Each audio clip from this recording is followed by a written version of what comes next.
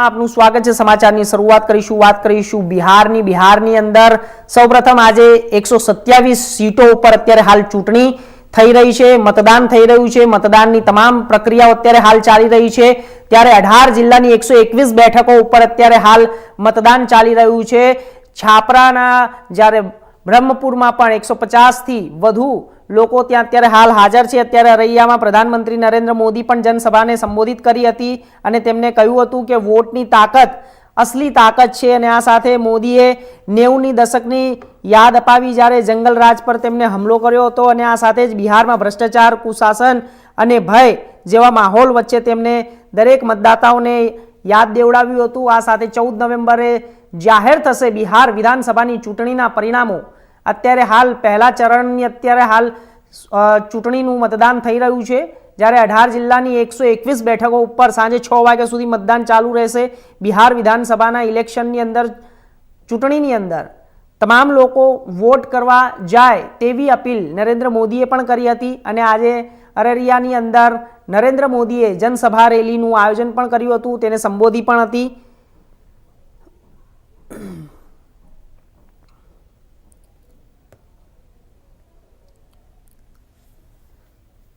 તો બિહારમાં અત્યારે હાલ વિધાનસભાના ચૂંટણીને લઈને માહોલ જામી રહ્યો છે। 14 નવેમ્બરે જાહેર થશે બિહાર વિધાનસભાનું અને આ સાથે બિહારની અંદર પણ એક અલગ માહોલ જોવા મળી રહ્યો છે।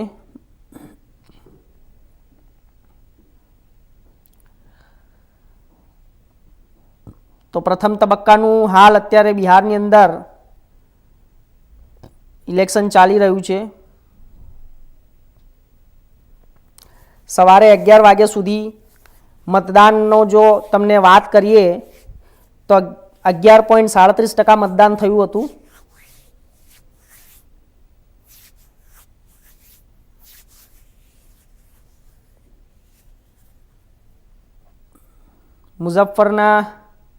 મુઝફ્ફરપુરામાં મતદાનનો બહિષ્કાર, જ્યારે શરીફમાં ભાજપના 4 કાર્યકરોની અટકાયત પણ કરવામાં આવી છે। તો બિહાર વિધાનસભા ચૂંટણી 2025ના પહેલા તબક્કાનું મતદાન શરૂ થઈ ગયું છે, સાંજે 6 વાગ્યા સુધી ચાલશે। 121 સીટો પર સવારે 7 વાગ્યાથી મતદાન શરૂ થયું છે। ચૂંટણી પહેલા તબક્કામાં 3.75 કરોડ મતદાન એટલે કે મતદારો 1314 ઉમેદવારોના ભવિષ્યનો નિર્ણય કરાશે।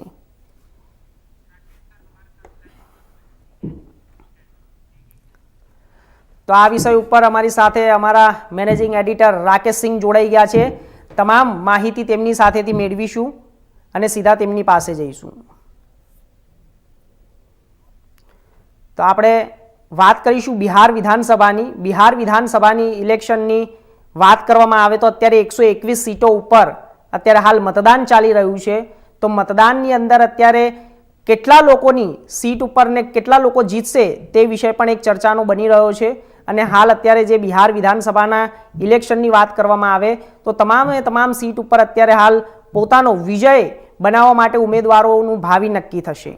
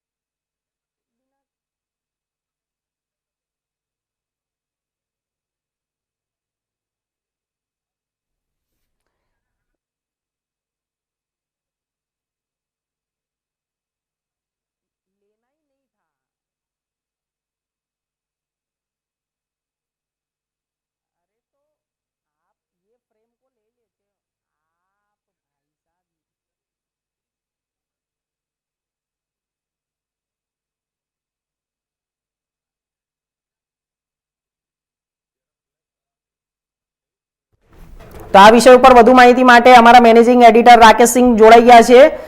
રાકેશ સિંહ સાથેથી અમે વધારે માહિતી મેળવીશું. બિહાર વિધાनसभा જે અત્યારે ઇલેક્શન ચાલી રહ્યા છે તેના ઉપર પૂરતી માહિતી मड़ी रहे. राकेश सिंह, अभी जो बिहार में 121 विधानसभा की सीटों पर जो चुनाव चल रहे हैं वहां पर उम्मीदवार अपना जो विजय तय करने वाले हैं उस पर क्या कुछ खबर सामने आ रही है?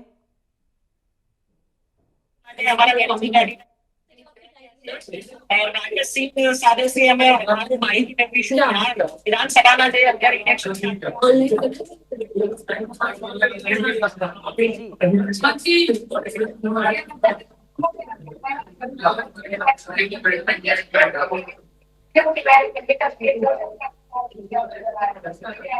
देखिए, हर मुकाबला काफी कांटे की टक्कर का है और जिस तरह से आज 121 विधानसभा सीटों पर जो है मतदान चल रहा है और अब से कुछ देर पहले जो है बिहार के डिप्टी सीएम जो कि लखीसराय से अपने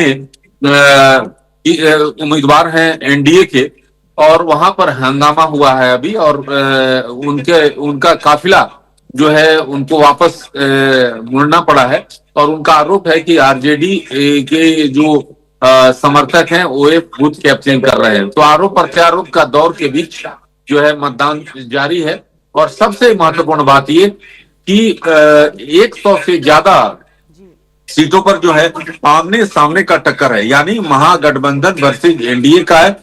करीब 1 दर्जन से लेकर 16 ऐसे सीट हैं जहां पर मुकाबला त्रिकोणीय दिख रहा है. नहीं तो अधिकतर सीटों पर जो है 100 से ज्यादा सीटों पर मुकाबला आमने सामने का है और इसमें सबकी निगाहें कुछ 10 हॉट सीट है जिस पर निगाहें टिकी हुई है. दोनों डिप्टी सीएम, चाहे बात करें लखीसराय से विजय सिन्हा और दूसरे डिप्टी सीएम सम्राट चौधरी जो है वो तारापुर से जो है चुनावी टक्कर में है. साथ ही साथ करीब करीब 13 जो नीतीश सरकार के मंत्री हैं जिनका किस्मत का फैसला जो है आज उनका फैसला जो है ईवीएम में कैद हो जाएगा.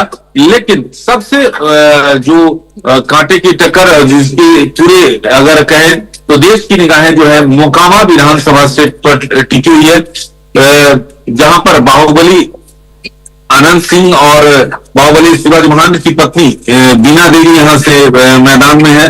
और आपने देखा था कि दुलारचंद की हत्या के बाद जो है आनंद सिंह को गिरफ्तार किया गया और उसके बाद ललन सिंह जो कि केंद्र में मंत्री हैं उन्होंने कमान संभाली और सीधे तौर पर कहा कि आनंद सिंह का चुनाव जो है वे लड़ेंगे, जो एनडीए के कार्यकर्ता है वो लड़ेंगे. तो मुकाबला काफी रोचक है, कांटे की टक्कर है और दावे प्रतिदावे दोनों जो एलाइज हैं यानी महागठबंधन और एनडीए उनकी ओर से किया जा रहा है.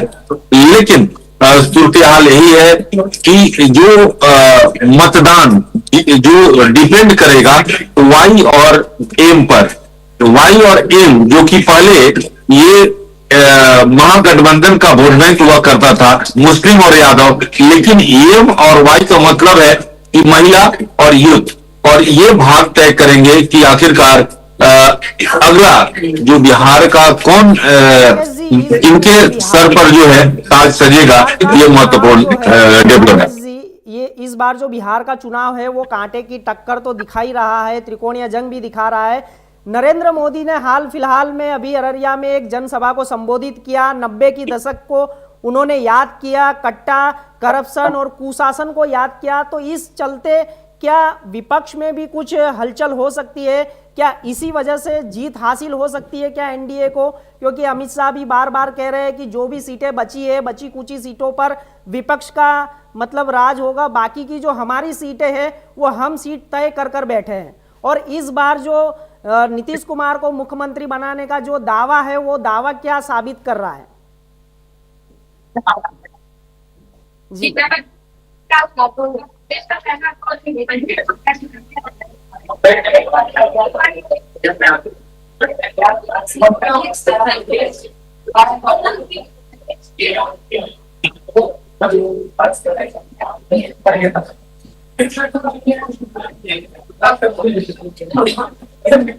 प्रधानमंत्री की आज रैली भी है, साथ ही साथ जो केंद्रीय गृह मंत्री अमित शाह की भी रैलियां हैं।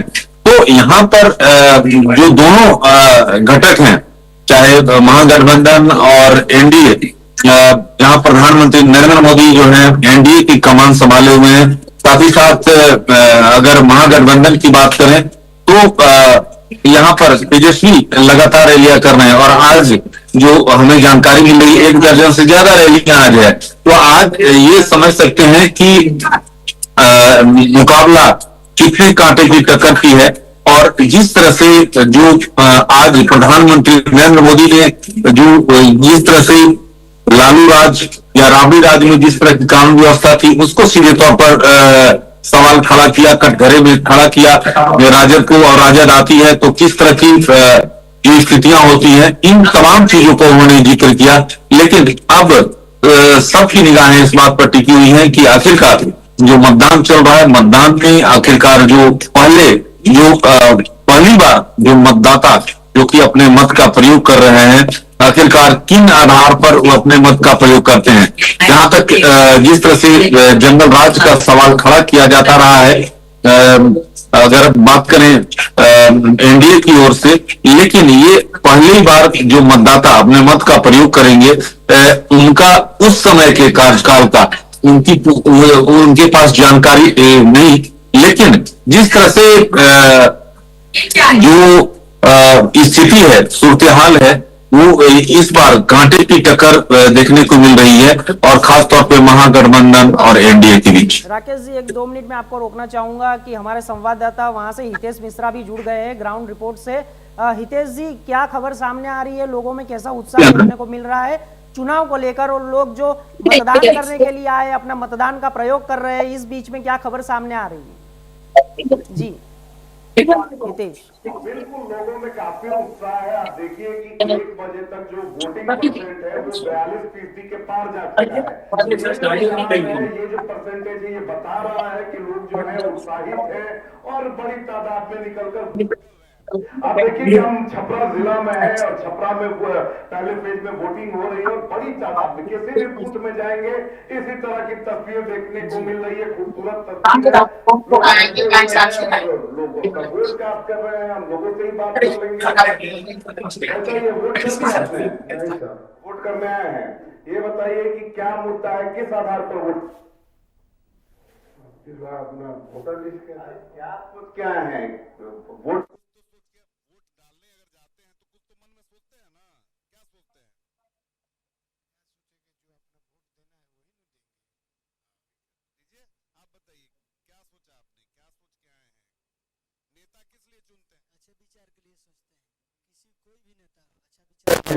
क्या विचार होना चाहिए? उच्च विचार होना चाहिए।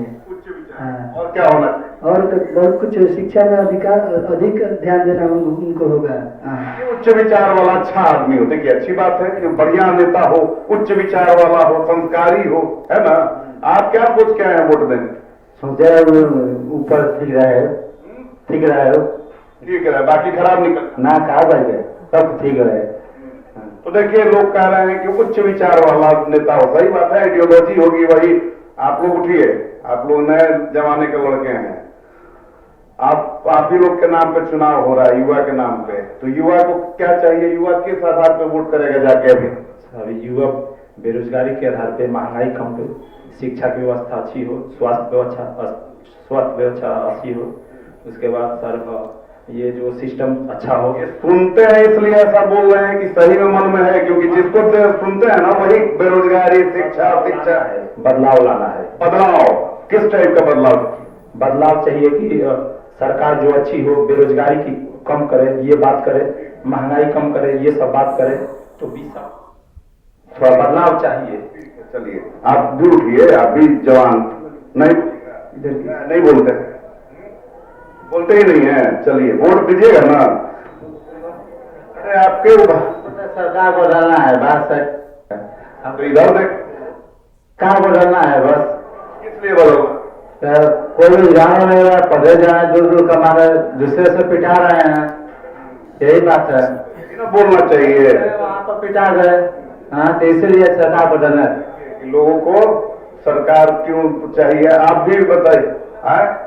कहा बोलते आप वोट करने जाइएगा, अभी 10 लोगों के बाद आप ही जाइएगा, क्या सोच के वोट करने इस बार जा रहे हैं? अपना जो दिमाग में है वही सोच के करेगा, दिमाग में क्या है? जो है वही है।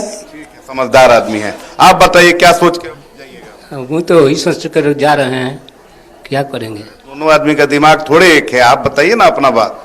अरे हमारो बात तो वही है कि अरे हमरा क्या सोचे हैं? मतदान है, हम कोई शुभ मत देने जा रहे हैं। सिर्फ दे देना है कि कुछ दिमाग में सोचे हैं कि सोचेंगे कि हम कुछ होता ही नहीं है तो हम क्या सोचेंगे। आप बताइए, आप भी यंग हैं, आप ही लोग के नाम पे चुनाव होता है, खूब नाम होता है, आप किस आधार पे वोट करिएगा? हम किस आधार पे, क्या रोजगार लाना है, सरकार बदलना है और क्या। नई जो सरकार आएगी रोजगार देगी। बोले अब वादा किए, इनको भी 5 साल देख लिया जाए। चलिए अच्छी बात। आप तो कई दफे वोट दिए होंगे, इस बार कितना अलग लग रहा है और आपका क्या मुद्दा है? वही सब मुद्दा जो हर 5 साल पे होता है कि कुछ बदला है इस बार? क्या बदला है? कुछ तो बदलाव नहीं लग रहा है हमको, कोई बदलाव नहीं लग रहा है। नहीं दिख रहा है। क्या करेंगे? क्या सोच के आप वोट करने आए हैं? क्या लग रहा है? क्या मन में इच्छा है? क्या मन में क्या इच्छा है? जो हो रहा है सही हो रहा है, चल रहे थे। तो देखिए कि वोटर हैं यहाँ पर मौजूद और अपने अपने वोट को कास्ट करने आए हुए हैं, लेकिन अच्छी बात यह है कि सभी लोग जो हैं बैठे हुए हैं। जैसे जैसे समय मिलेगा आ जाइए, अब उठिए ना। क्या अब तो वोट करने जाइएगा, 10 मिनट के अंदर आप वोट कर दीजिएगा। क्या मन में चल रहा है? क्या सोच के आए हैं? क्या मुद्दा है आपका? बिहार विकास का मुद्दा है, वैसे तो काम हो ही रहा है, जो हो रहा है सब ठीक हो रहा है। एक चीज हम थोड़ा अलग हम सवाल पूछते हैं, ये विकास विकास विकास कि बाकी लोग विकास बोल रहे हैं तो हम भी बोल रहे हैं, बहुत लोगों में यही होता है। क्या होता है विकास, बताइए। जो अच्छा काम हो बिहार में, अच्छा काम क्या? अरे अच्छा विद्यालय बने, अच्छा स्टेडियम बने। अच्छा विद्यालय तो है ये है तो अच्छा विद्यालय बने, अच्छा मतलब हॉस्पिटल बने, गांव में सब व्यवस्था हो, इस तरह के सोच से हम लोग। चलिए आप भी आइए। आप कहाँ से आए? बाहर रहते हैं? हम तो यहीं रहते हैं। आपका क्या आधार? आप नए आदमी, उठ जाइए ना, थोड़ा खड़े हो जाइए। क्या किस आधार पर वोट आप करने हैं? हम तो शिक्षा के लिए, और स्कूल बने और गांव में तो स्कूल बढ़िया है ही तो इधर न है, और इसके बाद जाइए नदी के पास, बहुत दिक्कत है इधर।